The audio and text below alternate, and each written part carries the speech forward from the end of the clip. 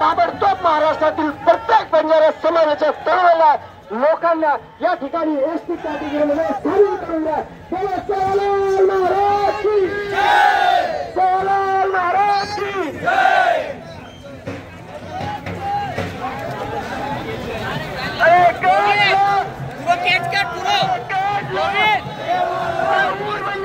विचार आहे की बंजारा समाज हा आदिवासी समाज आहे आणि आपण बघतायत कित्येक पिढ्यांपासून गावापासून दूर राहणारा हा समाज, तांड्यावर वाडी वस्तीपासून दूर राहणारा हा समाज आणि खडी फोडणारा, ऊस तोडणारा, शेतीची कामं करणारा, आपल्या बिल्डिंगा बांधणारा असा हा समाज आहे, कष्टकरी समाज आहे। परंतु या समाजाला शैक्षणिक, राजकीय आणि सर्व प्रकारच्या आरक्षणापासून सरकारने दूर ठेवलेलं आहे।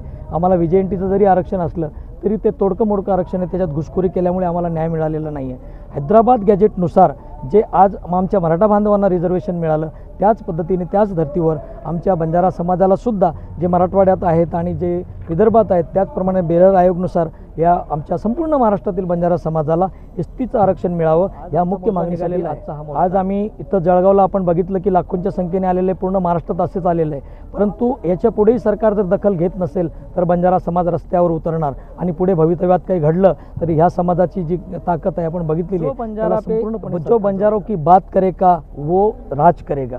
बंजारा समाजाचा जो विचार करेल त्यांनाच आम्ही सत्तेत आणू आणि आता समाजाला कळून चुकलेलं आहे। आम्ही राजकीय सर्व पक्ष संघटना सोडून आम्ही समाजाच्या नावावर एकत्र आलेलो आहे। सर्व संघटना, सर्व राजकीय नेते, सर्व कार्यकर्ते, इथं युवक वगैरे सगळे काम करत आहेत आणि त्यामुळे सरकारने समजून घ्यावं की हा आता एकवटलेला समाज आहे। या समाजाला जर न्याय दिला नाही तर निश्चितपणे परिषद बाकी आहे, पंचायत समिती बाकी आहे, नंतर स्थानिक स्वराज्य संस्थांमध्ये महापालिका, नगरपालिका। बंजारा समाज आपण बघा प्रत्येक जिल्ह्यामध्ये, प्रत्येक तालुक्यात, प्रत्येक शहरात आहे। बंजारा समाजाची एक ताकद आहे आणि एवढ्या मोठ्या ताकदीला जर आपण दुर्लक्ष करत असाल तर मग आम्हाला तर विचार करावा लागेल। आत्माराम जाधव, राष्ट्रीय अध्यक्ष, राष्ट्रीय बंजारा टायगर्स आणि सदस्य, आरक्षण कृती समिती, जळगाव।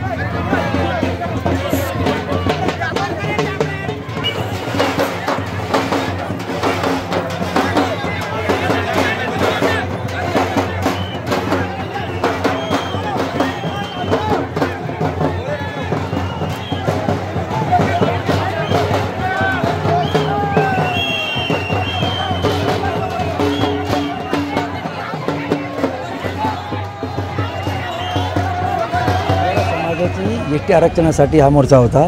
पण मी आपल्याला लक्षात आणून देतो की एस टीचं आरक्षण बंजारा समाज हा पहिल्यांदा मागत नाही. आम्ही पार 1982पासून नंतर 91ला आणि नंतर 1998पासून वारंवार या गोष्टीची पुनरावृत्ती केलेली आहे आणि आरक्षण मागतो आहे. आता अचानकपणे पूर्ण महाराष्ट्रभर जे आमचं हल्लाकल्लोळ चाललेला आहे किंवा आम्ही प्रत्येक ठिकाणी एज्युकेशन करतो आहे, मोर्चे देतो आहे, निवेदन करतो आहे, त्याचं कारण एवढं आहे की आमच्या मराठा मित्रांना जे आरक्षण आता लागू केलं सरकारने, त्यांनी मेन आधार घेतला हैदराबाद गॅजेटचा. तर आमचं म्हणणं की हैदराबाद गॅजेटमध्ये सुद्धा आम्ही एस टी आरक्षण यांना मिळायला पाहिजे असा उल्लेख आहे आणि त्याच्यामुळे ते आम्ही तो जोर धरताना आमचा हक्क अजून आम्ही प्रस्थापित करतो आहे. दुसरी गोष्ट, एस टी आरक्षणासाठी आम्ही हकदार का आहोत, घटनेला हे मान्य होतं, शासनाला हे मान्य होतं, म्हणूनच आम्हाला आता आम्ही देशामध्ये जवळपास 27 राज्यामध्ये बंजारा समाज आहे. तर त्याच्यापैकी 5 स्टेटमध्ये आम्ही शेड्यूल ट्राईब आहोत, 3 स्टेटमध्ये शेड्यूल कास्ट आहोत, बाकीच्या स्टेटमध्ये ओबीसी आहोत, महाराष्ट्रात फक्त आम्ही भटक्याने मुक्त आहोत. तर आमचं म्हणणं आहे की जो कॅटेगरी आम्ही फुलफिल करतो, जे अटी आम्ही पूर्ण करतो.